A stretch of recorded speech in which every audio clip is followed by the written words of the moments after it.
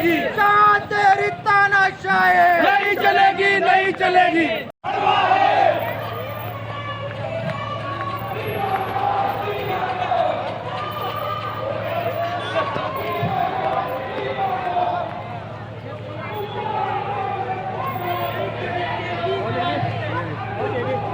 नहीं किसी से भीख मांगते,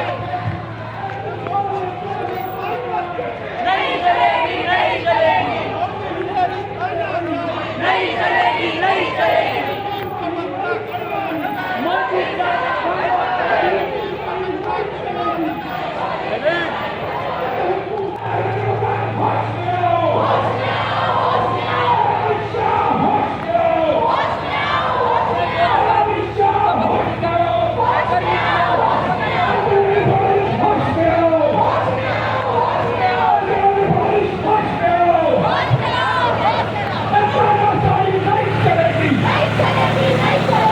तानाशाही नहीं चलेगी, अरे हुकुमशाही नहीं चलेगी। अरे निकलो बाहर मकानों से, जंग लड़ो बेईमानों से।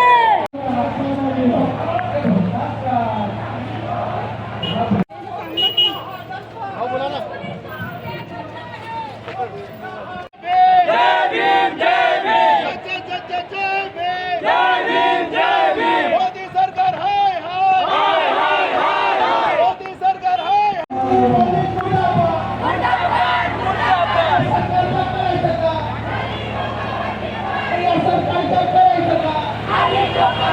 हाय, मोदी सरकार हाय।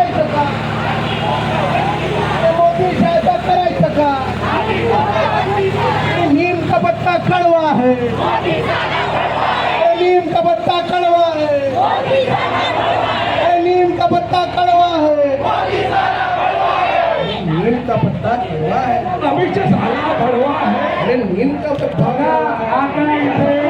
पाण्या पावसाचा विचार न करता हजारो विद्यार्थी या ठिकाणी उपस्थित झालेले आहेत आणि भारी संख्येने या ठिकाणी हा मोर्चा भंडारा जिल्ह्यामध्ये सक्सेस करत येत आहे। तरी पण सर्व विद्यार्थी मुली वगैरे या ठिकाणी उपस्थित झालेले आहेत।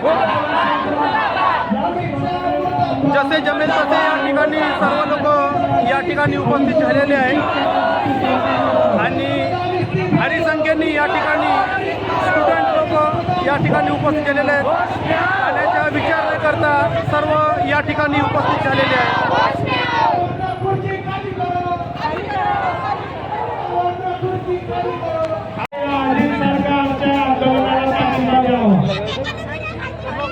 मोदी सरकार मुर्दाबाद,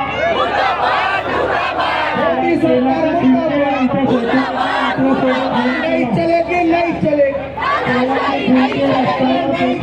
नहीं चलेगी। भाऊ काय सांगाल, आज खूप मोठ्या प्रमाणामध्ये भंडारा जिल्ह्यामध्ये आज बंदच्या वातावरण आहे आणि भर पावसामध्ये पूर्ण विद्यार्थी वगैरे या ठिकाणी जमलेले आहेत, तर काय सांगाल या मोर्चाबद्दल? भारतीय जनता पक्षाची आणि त्यांच्या विचारधारेची सत्ता ज्या वेळेसपासून या देशामध्ये आली आहे त्या 2014 नंतर भारतीय शिक्षण प्रणालीमध्ये मोठ्या प्रमाणात त्यांनी बदल केला।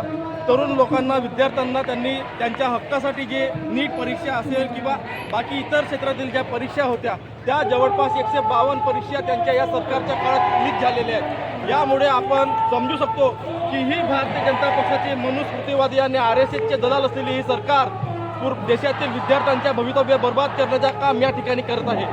सरकार मोठ्या प्रमाणामध्ये या तरुणांना बेरोजगार करण्याचा जो षडयंत्र या सरकारने रचला आहे, या सरकारच्या विरोधामध्ये आज भंडाऱ्यामध्ये मोठ्या प्रमाणामध्ये विद्यार्थी आणि तरुण वर्ग एकत्र काय मागण्या आहेत सर तुमच्या या सरकारबद्दल? आमची या सरकारकडून या मागण्या आहेत की शिक्षण मंत्री धर्मेंद्र प्रधान यांचा राजीनामा तात्काळ झाला पाहिजे।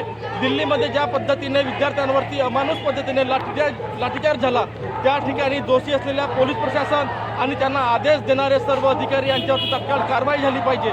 पण त्या दिल्लीमध्ये तरी पोलिसांची बॅच वगैरे नाही आणि ते पोलीसवाले नसून इतर कोणीतरी आहेत आणि स्टुडंटवरती आपण जो 2 दिवसापासून त्या ठिकाणी जो आपण पोलिसांच्या आणि या न्याय व्यवस्थेच्या तमाशा आपण जो पाहत आहोत त्यामध्ये स्पष्टपणे दिसत आहे की ही जी दिल्ली पोलीस आहे, या दिल्ली पोलिसांनी RSSचे आणि भारतीय जनता पक्षाचे गुंडे लोक त्या ठिकाणी वर्दीमध्ये आणले, वर्दीतच काही तर त्यांना सिव्हिल कोडमध्ये आणले आणि त्या गुंडांकडून, त्या लोकांकडून यांनी विद्यार्थ्यांवरती मोठ्या प्रमाणात लाठीचार्ज केला आहे. आम्ही याचा निषेध करतो. भारतीय जनता पक्षाने या कृतीतून आपल्याला दाखवून दिला आहे की त्यांची लायकी नाही देशातील सरकार चालवण्याची.